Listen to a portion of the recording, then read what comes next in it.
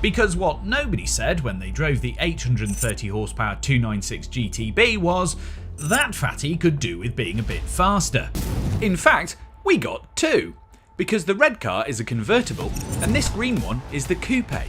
That's Verde Nürburgring, by the way, and is exclusive to the Speciale. Have a quick game of spot the difference.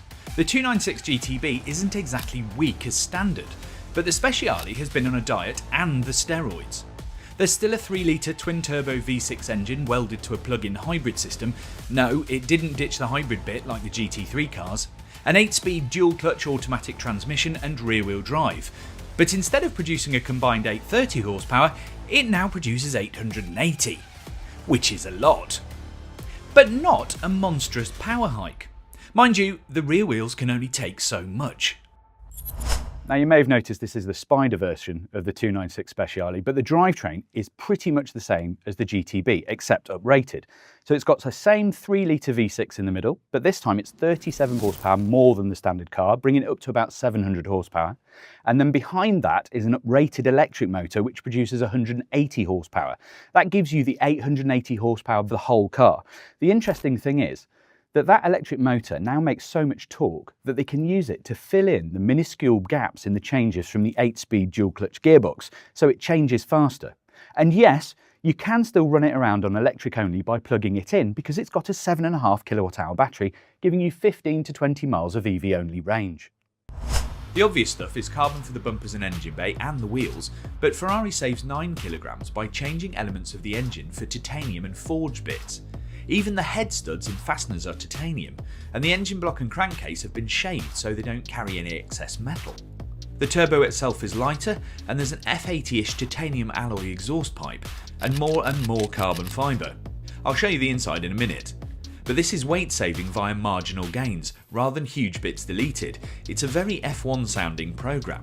Even the suspension is light. Now this car rides about 5mm lower than standard, and it's got specific Multimatic shocks derived from the challenge cars. The FXXK called, and it wants its little wings back. But these provide a really good aerodynamic solution for this car in that they produce downforce and they manage the airflow over the top surface of the car. They also work with the spoiler that's adaptive. So it used to have two modes, low drag mode for really high speeds and then a high downforce mode which popped up really high. And there's a new splitter down here with these vortex generators which break up the airflow and again produce stability. Completely flat floor. See these intakes here? Well, obviously they feed the engine, but they also act as a blown diffuser for the rear wheel arch. Then at the front you've got the aero damper concept, which makes the front of the car look really wide. Look how far that is, giving you much more surface area to get things into radiators and cool the whole thing down. And then as you move up over the car, you get this big scallop, which is a bit like an F80, which again allows air to be drawn through the car and up and over the windscreen. These little vents here actually act as a blown system for the front wheel arch, releasing the pressure when it's going really quickly. This vent actually channels air onto the front brake disc. Now there's loads of clever venting and vanes and stuff that channel air onto the brake disc to keep it at a consistent temperature. Even the lower control arms are planed to channel air onto the brakes. It's very clever. So, prices and performance. Well, the Speciale isn't about raw figures, but the numbers themselves aren't to be sniffed at. 0 to 62 miles an hour in 2.8 seconds, more than 205 miles an hour top speed. But a more representative metric for what this car's about is a Fiorano lap time of 1 minute 19 seconds, whereas standard GTB manages 1 minute 21. That is not a small amount for such a small track.